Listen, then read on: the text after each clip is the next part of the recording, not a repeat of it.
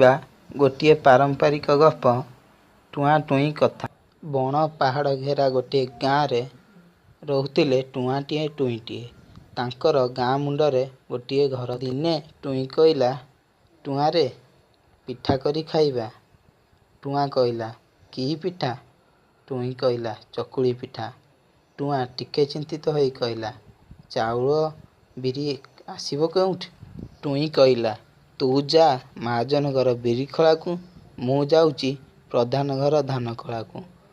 ଦୁଇଜଣ ଏମିତି କଥାବାର୍ତ୍ତା ହୋଇ ଚାଲିଗଲେ। ଟୁଇଁ ଧାନ ଆଣିଲା, ଟୁଆଁ ବିରି ଆଣିଲା। ତାକୁ କୁଟାକୁଟି କରି ଚାଉଳ ଭେଦେଇ ଆଣ କଲେ। ଭାଳଣି ପଡ଼ିଲା, ଜାଳ ଆସିବ କୋଉଠୁ? ଏବେ ଟୁଆଁ ଧାଇଁଲା ଜଙ୍ଗଲକୁ। କାଠ ଗୋଛେଇ ନେଇ ଆସିଲେ ସିନା ପିଠା ହେବ। ଜଙ୍ଗଲକୁ ଯାଇ ପହଞ୍ଚିଲା। କାଠ ଗୋଟାଏ ଭାଙ୍ଗିଛି କି ନାହିଁ କୋଉଠୁ କେଜାଣେ ବାଘ ମାମୁଁ ଥିଲା ରଡ଼ି ଦେଲା। କିଏ ଆରେ ତୁ? ଟୁଆଁ ଡରିଯାଇ ଧୀର ପାଟିରେ କହିଲା, ମୁଁ ଟୁଆଁ। ବାଘ କହିଲା, ତୋର ସାହସ ହେଲା କେମିତି ମୋ ଜଙ୍ଗଲରେ କାଠ କାଟିବାକୁ? ଟୁଆଁ ମୁଣ୍ଡ କୁଣ୍ଡେଇ କୁଣ୍ଡେଇ କହିଲା। ଟୁଇଁ କହିଲା, ପିଠା କରିବାକୁ। ଜାଳ ନେଲେ ତ ପିଠା ହେବ। ବାଘ ମାମୁଁ କହିଲା, କି ପିଠା? ଟୁଆଁ କହିଲା, ଚକୁଳି ପିଠା। ଆଜ୍ଞା। ବାଘ ମାମୁଁ ଟିକେ ଥମ୍ବିଯାଇ କହିଲା, ମୋ ପାଇଁ ଦିଟା ପିଠା ଦବୁ ତ? ଟୁଆଁ ଚଟାପଟ କହିଲା, ହଁ ହଁ ଆଜ୍ଞା। ସନ୍ଧ୍ୟା ବେଳକୁ ଯାଇ ଚକୁଳି ପିଠା ଖାଇ ଆସିବେ। ବାଘ ମାମୁଁ କହିଲା, ହଉ ହଉ, ଯେତିକି ଜାଳ ଦରକାର ନେଇକି ଯା। ଆଉ ମନେ ରଖିଥବୁ, ସନ୍ଧ୍ୟା ବେଳକୁ ମୁଁ ଯାଇ ପହଞ୍ଚିବି, ଭୁଲି ନ ଯାଉ। ଟୁଆଁ ମନ ଇଚ୍ଛାରେ ଗୋଛେଇ ଜାଳ ବାନ୍ଧି ଘରକୁ ଗଲା। ଆଉ ବାଘ ମାମୁଁର ପ୍ରତ୍ୟେକ କଥା ଟୁଇଁକି କହିଲା। ଟୁଇଁ କହିଲା, ହଉ ହଉ, ଦୁଇଟି ପିଠା ବାଘ ମାମୁଁ ପାଇଁ ରଖିଦେବା। ଆ ଦେହରେ ବଡ଼ କଥା କ'ଣ ଯେ? ଦୁଇଜଣ ପିଠା କଲେ। ଟୁଆଁ ପିଠା କରୁଥାଏ, ଖଣ୍ଡେ ଟୁଇଁ ଖାଉଥାଏ। ଟୁଇଁ ପିଠା କରୁଥାଏ, ଖଣ୍ଡେ ଟୁଆଁ ଖାଉଥାଏ।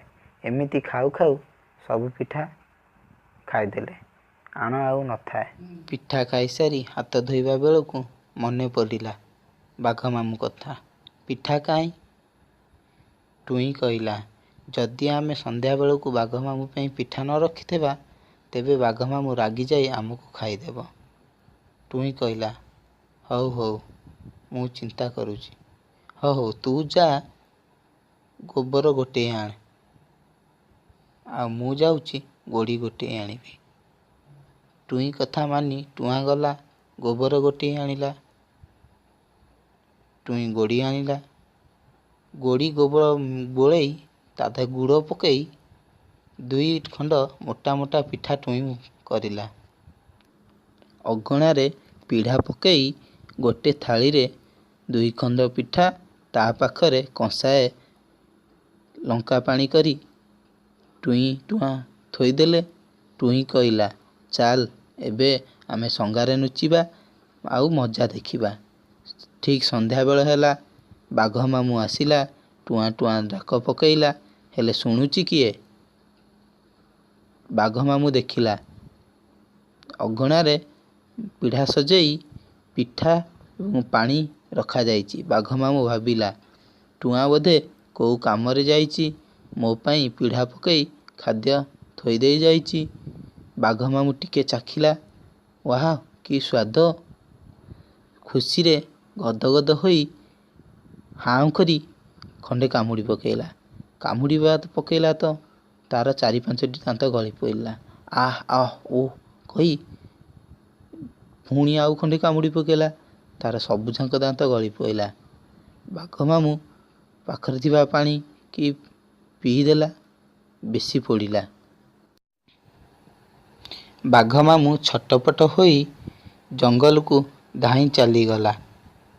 ପରେ ଟୁଆଁ ଟୁଇଁ ତଳକୁ ଆସିଲେ। ଟୁଇଁ କହିଲା, ଦେଖିଲୁ ତ କ'ଣ ହେଲା?